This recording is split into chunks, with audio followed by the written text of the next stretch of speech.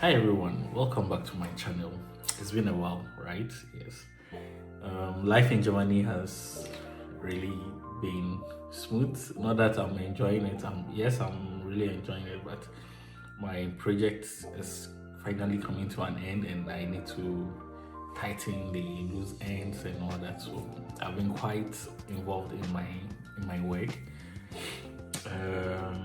coupled with adjusting with the living and all that. So forgive me for the dormancy and all that, but today I say atomic life, so it has fallen on my plate, and it's something I've always wanted to make a video about, but I think it's good I kept postponing because anytime I tried posting, I was like, let me wait, maybe the government will surprise me with something else.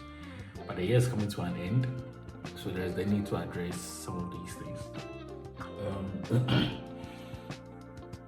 Recently, there was a video that popped out that talked about that showed people, especially in Greater Accra region, who had closed from work and were going home, and were waiting for buses, the long queues and all that.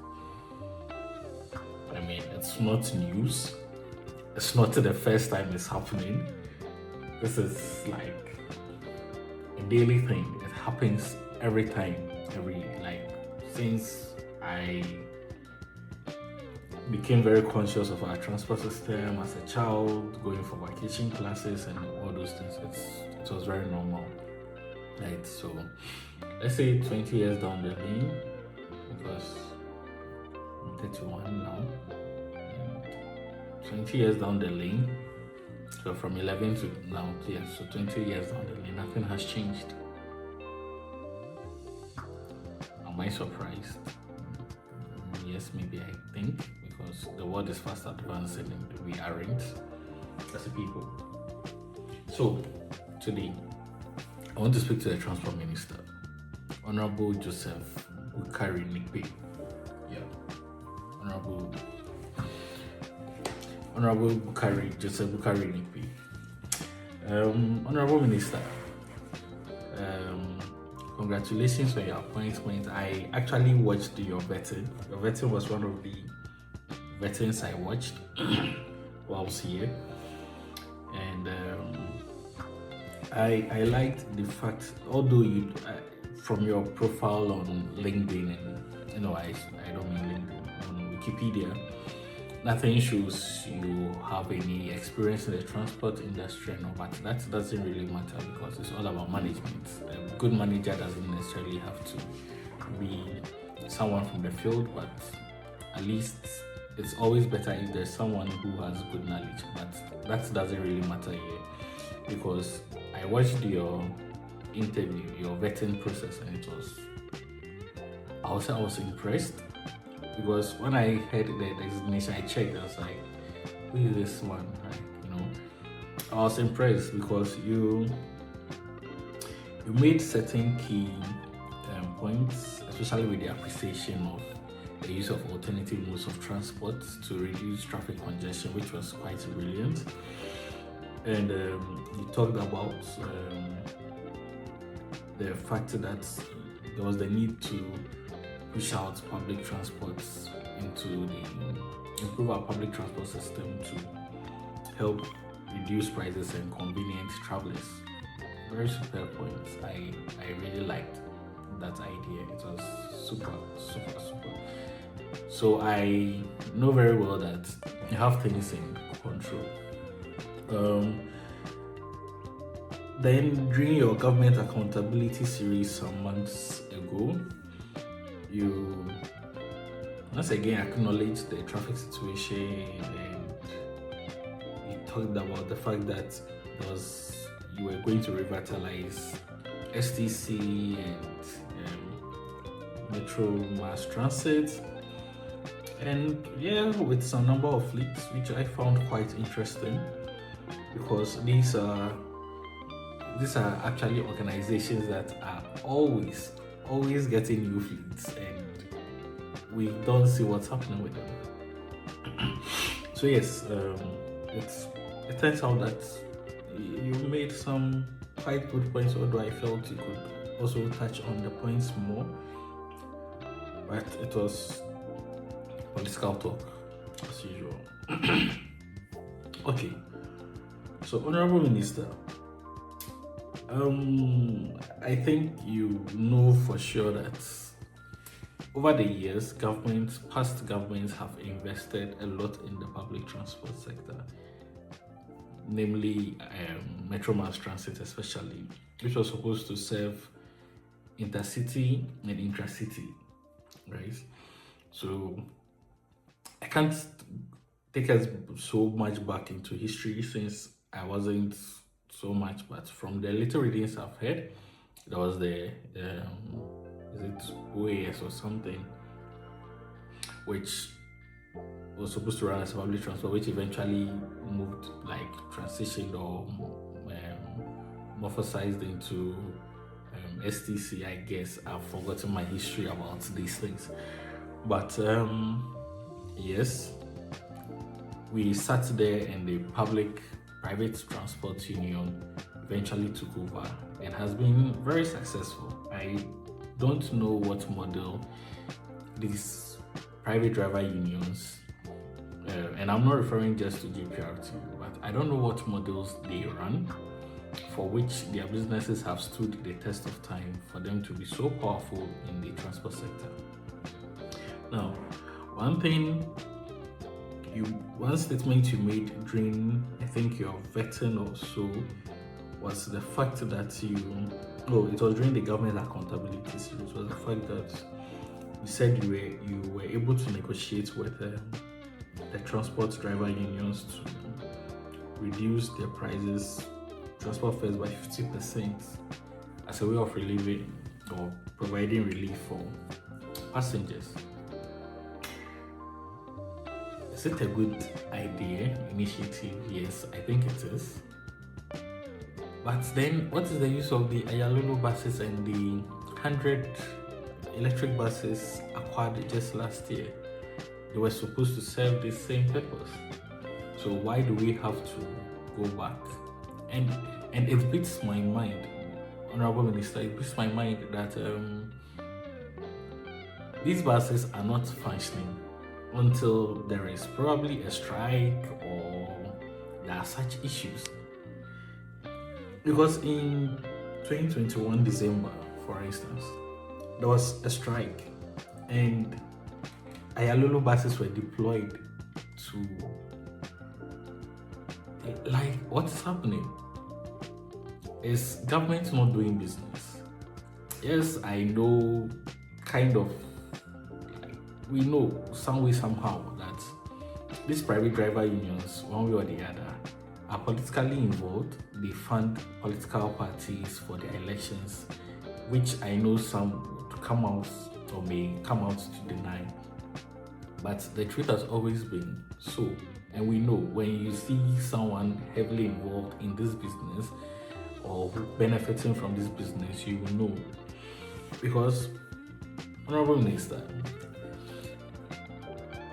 transport is the backbone of every economy, regardless of what, like, people will say, yes, agriculture is the backbone of Ghana's economy and this. But what is agriculture without movement? If people plant their produces and the rest, and they are not able to transport them, what becomes use of them? For the world, in fact, transport is the backbone of the world's economy. And that is why road transport, marine transport, air transport, which is very vital. It's very vital. So now, if you've invested so much in public transport, which has the potential of alleviating the cost of transport for people to move, which has the potential of making movement convenient for people, and you are not investing in it, you are not making use of it. Honorable Minister, how does a 50% negotiation in the reduction of fares, like, provide relief?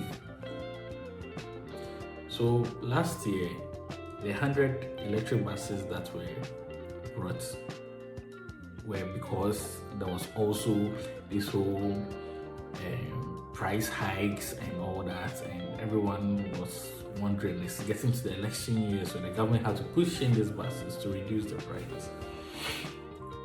The funny thing is that these buses were going to operate off-peak hours. How does it serve the interest of Ghanaians? So it appears to me that most governments over the years are not serving the interest of Ghanaians when it comes to the transport system, especially the road transport system and all that. The interest of, let's say, 2% of the populace, which is just the driver unions. Because tell me, and I am not against private driver unions. No, I am not against them. In the subsequent discussions, you would see how I think these private driver unions should be positioned in the transport ecosystem, right? So, providing public transport for your citizens is not doing them a favor. You're not doing them a favor. You are actually doing your economy good if you provide transport services, best efficient public transport services for your people. Honorable Minister, what would be the use of having 200 Aayalolo buses and we don't see them operating as much as they should, like it's done in Germany, like it's done in France, like it's done in Brussels, like in most European countries? Let me see. What is the point of negotiating for a 50% price reduction when it has the possibility of going up again? Like, what is the point in doing that? It solves nothing. I don't even want to go into the sustainability bit of it and all that, because that's not the case. That's not the point I want to reach today. Let's push out these electric buses. Let's push out these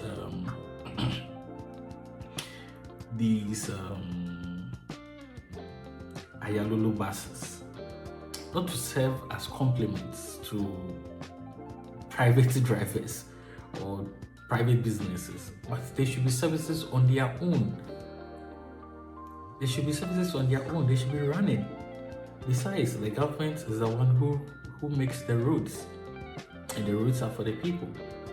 If you are facing any opposition from anyone who says, no, you are spoiling our businesses because you are bringing in buses and all that, which for me, excuse my language, is very stupid. They should also create their own roads. It's as simple as that. You want to use the road, you create your road. But that sounds very sentimental and emotional. Government should find a way to engage these private driver unions in a way that it benefits everyone. Because what is the point of being in traffic for a long time if you have to go to work? I remember, when I was in Cape Coast, it took me about 20 minutes to get to work from, let's say, Iswechi to wherever, because I had to walk and I sometimes took my time to walk, so 20 minutes. But in Accra, it took me about an hour and a half, an hour maybe, between 45 minutes and an hour to get to work, and that is when there wasn't any traffic. Now I close from work and I have to go home. It takes me 2 hours, which is virtually like traveling from Accra to Koforidua. 2 hours. So then I'm better off living in Koforidua and coming to Accra to work, because, and then you go back tired. You have to sleep. You have to wake up early. Honorable Minister, in as much when we tend to appreciate the road transport plays in people's lives, we would make it a priority. We would treat transport more or less as a public health issue.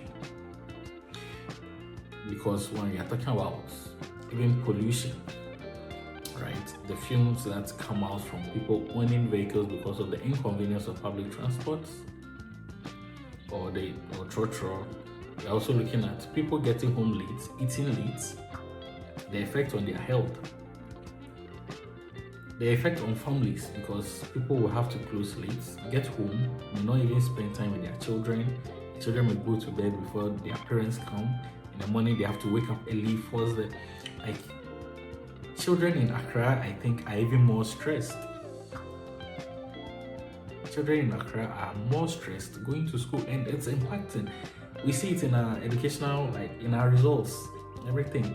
They're not. It's not like people are not learning. People are learning, but they are stressed. And transport has a role to play in this. But who is checking? Who knows? No one knows.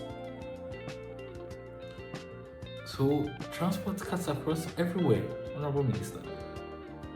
If we want to improve the lives of people, let's roll out these vehicles onto the road. And then whatever any private person will say. Are you thinking of the next election or you're thinking sustainably? Now we have a national transport policy that talks about being, I would put it in the video, but the national transport policy makes room for, it talks about wanting to create a transport system that is very sustainable, efficient, like the whole SDG 11.2 kind of thing, you know. But then what are we seeing? It's like government is in bed with the private sector. I don't think anyone will go and buy, like it's like government buying providing electricity and says, okay, let's turn off our electricity. When the private sector gets faulty, then we provide electricity. No, you provide electricity, private sector also provides electricity. At the end of the day, people going for what they think they can afford. But no, let's create the environment and then allow these private driver unions to operate. And I mean, what is the end goal? What is the end game?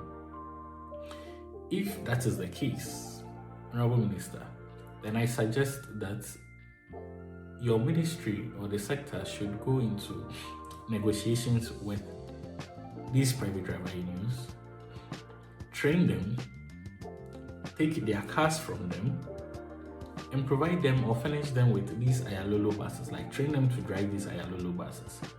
One, what it does is you are reducing congestion. You are also, it fits into the 24-hour economy stuff because then you get buses to run or operate 24 hours. So if you are taking 3 buses, that is 3 drivers. That is 3 drivers for 1 bus, right? They run 8 hours in and out, 8 hours. So one person does 8 hours, another person does 8 hours, another person does 8 hours. At the end of the day, you realize that, yes, I mean, there will be shifts in between, but they are working 8 hours. You formalize their operations, kind of. So you take off the buses from there. You take off these rickety, non-roadworthy buses from the road. It reduces pollution, it reduces congestion. And then it provides some form of formal employment because, trust me, the incomes of these people are not stable. They fluctuate. Now, if these persons are going or are getting about, let's say, 1,200 or 2,000 every month just for driving 8 hours with better pension, whatever, with vacations and something we don't really take serious. But if you take all these things into consideration and all that, we are doing our people, our passengers, more good than harm. And it's better for the economy. But granted, we don't want to run that type of model where we would give the buses or we would train these drivers into it. Honorable Minister, the other alternative is to create a zoning system. The zoning system is where you allow Aayalolo buses, you allow these electric buses to run within major routes. So like from Yarifa to Accra Central, Accra Central, Kanishi, Circle, those major routes, Circle of Anchor, and all those things. Now, let's say the bus runs from Circle to Achimota. After Achimota, transport these structures can operate. So if you are going towards, let's say, St. John's or something, or let's say you are going to Kwabena, the Aayalolo bus moves to the mall, the Achimota mall, and stops there. Now, if you are going towards Kwabena, then you pick the trotro and go towards Kwabena. Now, these trotros would also have a certain zone they can't operate beyond to make way for the Okada and all that. We have a very unique transport system we can integrate, because it would be wrong to say let's adopt to the system of the West, because the system of the West, they don't have Okada, they don't have trotros, they don't have. But to make sure that everyone is satisfied and at the end of the day it works for people in the long run sustainably, we should develop our own model of integrated planning. I am not a transport planner, but it makes common sense that yes, on major roads, you have these Aayalolo buses and the rest running, scheduled running. So if anyone knows they need to be at work by 7:30, you don't think you would leave home around 7 o'clock hoping to catch a bus when the bus that moves at 6:50 or something. It also helps in that whole Ghanaian time thing concept quickly vanishes. You get it? So we have an integrated transport planning with zones and all that.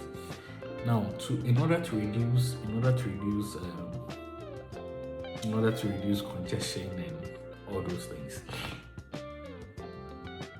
we could also implement this zoning pricing or whatever, zone pricing or something, where if you have a private car and you need to move into from zone 5 to zone 1, you pay more. That will serve as a deterrent, but that is not the topic for discussion now. If we improve our transport system, there is no way anyone would feel motivated to go buy a car unless you live in the outskirts of town, which makes sense. I mean, I am not against car travel, but let's improve our transport system to benefit the middle class person, like the average person who can't afford to own a car now and has to rely on public transport. See, there are better living conditions. We ask ourselves, why are Europeans aging better than us, living better than us? But this is the thing. You don't have to own a car. You just wake up, pick a car, join the bus, join the train, and you are good to go. So, Honorable Minister, we've invested over $90 million in the transport system, which is Aayalolo, and that is initial funding. I can't tell how much has been spent from that time to now and all that, but I think there is a way we can make this work without making the public transport system a backup, more or less like backup dancers for GPRTU and those other private driver unions. Once again, I am not against GPRTU, but government should do business. You are into business, so you should do business and make sure you make money from it. If it means even providing a transport pass of, let's say, a monthly transport pass of, let's say, 800 cedis, and you can pick any public transport bus wherever you are going to. All you need to do is tap in, and I think that was the concept of the Tap and Go initiative Mia brought. Although it was poorly implemented, the concept was good, and it's done in other European countries. So why can't we? I mean, you ministers come on vacations here and all that, you see all these transport things, and then we ask ourselves, so what stops you from implementing these things? Yes, we are aware of the governance issues, transport governance issues when it comes to the public, the private sector and then the public sector. But then we have a unique transport system model, like I said, which we can fall into. We need to also make use of like the brilliant minds in transport planning, especially the engineers, notably like Professor Charles Adams of KNUST, Professor Dakwa. Professor Dakwa earlier this year like granted some interviews and all that. Let's rely on these brilliant minds to make our transport system work. See, no matter how good an innovation is, and I always say this, no matter how good an innovation is or an initiative is, it would impact someone negatively. That person it will impact negatively. See, it's nothing. In the long run, it would impact, it would help people 100%. If in the days of typewriters, in the days of people were employed, but when computers came, that group phased out. Yes, now people are using typewriters and all that. But a group phased out, it would impact someone negatively. But in the long term, what's happening? Everyone has a computer. Everyone has a laptop. So would we have said, okay, because if the computer is invented, people would lose their jobs, so let's not do it? No. And that is how the world is.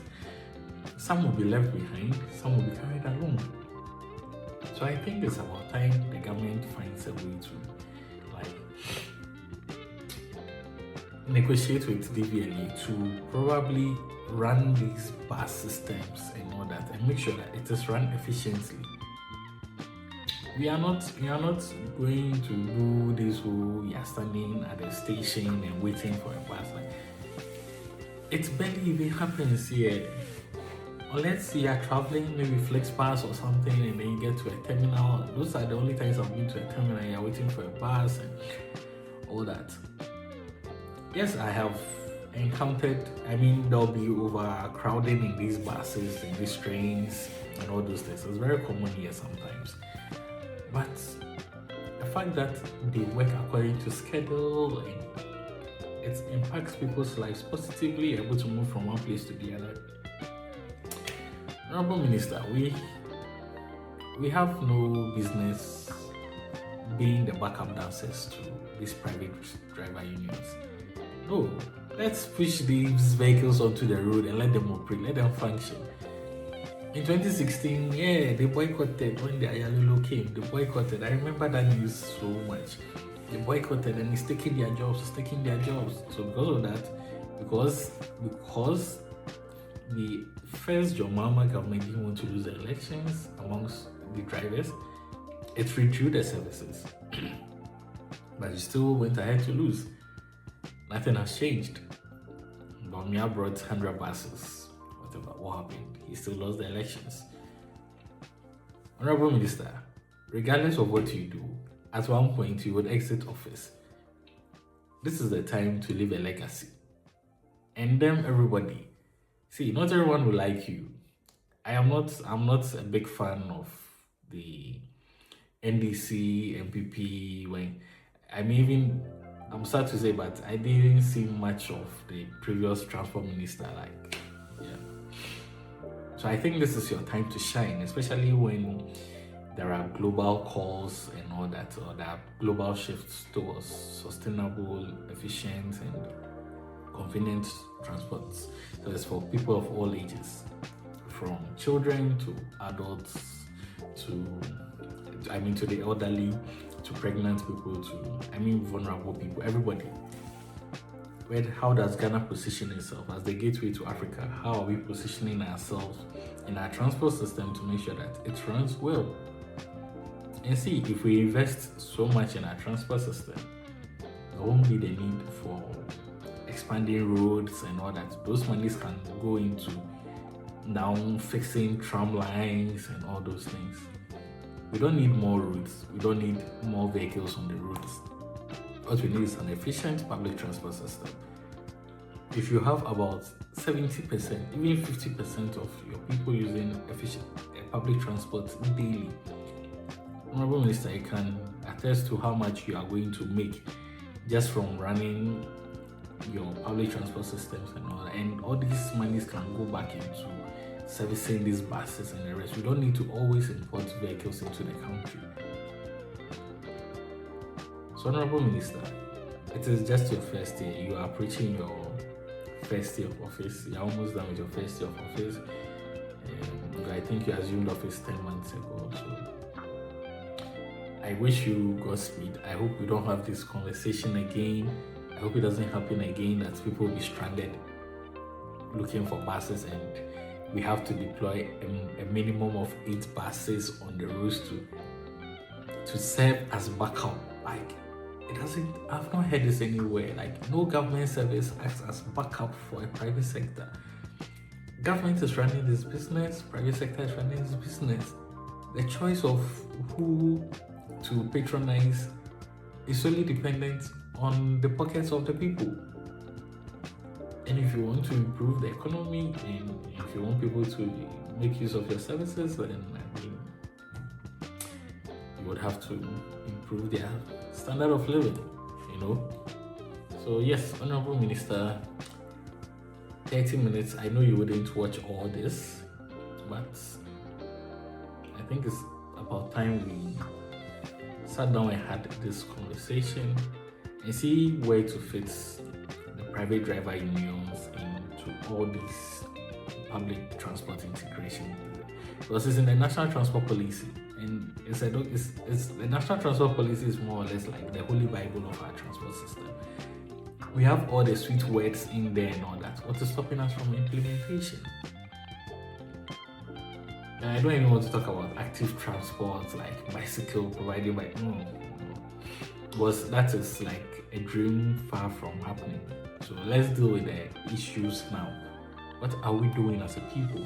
What are we doing as a country? What is your sector doing to make sure that people are able to move from one place to the other freely without being congestion, without waiting several hours for drivers to come? And yes, when it happens that way, then there is extortion, they increase the fares and all those things. No one does that. It doesn't happen, and it's a crime to actually do that. Such things should be criminalized. Not innocent people riding bicycles on pavements, and the LI says you either pay a fine not more than 10 penalty points or you'll be imprisoned for 14 days. No, those are not the things that should be criminalized or penalized. Increasing transport fares because there is high demand are the things that should be penalized. And Honorable Minister, yes, government may have been in bed with this GPRT and the others for a long time, but it's about time we wore our pants and took the walk of shame out of them, walked out of their life, and hit the ground running. Honorable Minister, I wish you the best. I know you have very good technical people advising you and all that. Like I said, I really liked your veteran. You seem to have a very good vision for the transport sector. But please, let's look beyond these things I have just touched on briefly, and let's make it work. If we are talking of the resetting Ghana agenda, then let's reset our transport system. Let's not be shy. Don't be shy to pushing the Honorable Minister. When the people are happy, forget about GPRT. When people are happy, when they experience very good transport systems, like your government is going to win the next elections. Or if there's a scheduled bus transport system, your government is going to win the next election because it's eased people's lives, and it's going to definitely show on the cost of food and everything. Because yes, Honorable Minister, do have a nice day. I am Mano Mensah, and I look forward to occupying your office someday. So please make my future task a bit easier for me. I wouldn't want to come and be solving issues that should have been solved like 50 years ago or 30, 40 years ago. No, please set the tone. So that someday when I also become a transport minister, I can see that, Honorable Nipe, yes, Honorable Joseph Bukari Nipe was the one who set the tone for this, and we have fallen on his, yes. It doesn't matter the political party I belong to, just be the trailblazer. But please, let's stop going to negotiate transport fares. It doesn't make sense. Why are we negotiating transport fares? Pushing your prices, pushing your buses and set your prices. Pushing your buses, set your prices. And then let GPRTU decide, okay, we are going to step down our prices to match governments, whatever. If not, let's give them the buses and formalize the operations. Do have a nice day. Once again, I am Anomesa, a future transport minister for Ghana, and I look forward to collaborating and seeing very good improvements in our transport system. Thank you. Bye.